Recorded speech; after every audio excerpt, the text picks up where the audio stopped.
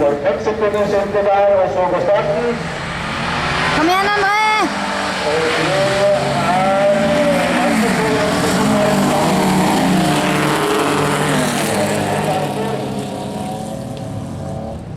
Markus Jansen tar starten fra ytterste startspor og går ut fra ledelse. Og så skifter litt posisjoner der inn mot Hårnåla, inn i innbremsningen der. Da blir det fra Støvtøyka. Markus Jansen i ledelse. Foran Kjentronien, som er Ronny Solås. Og Kjentronien som er Ronny Galle, og Kjentronien 4 Magnus Skara.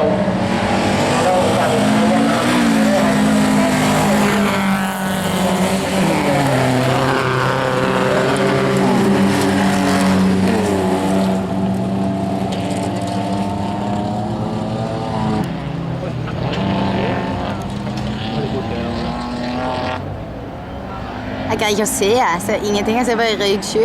Med det skjer tekniske problemer, så ser det faktisk ut som det er ganske kjapt avgjort. Jansen går der i alternativsporet.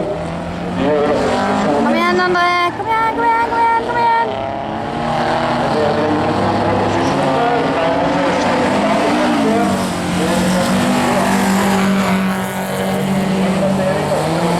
Kom igjen! Takk, Steven!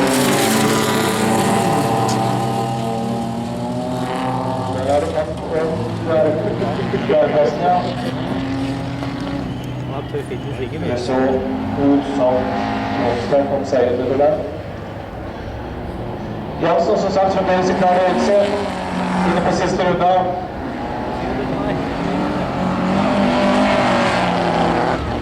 Og kommer til å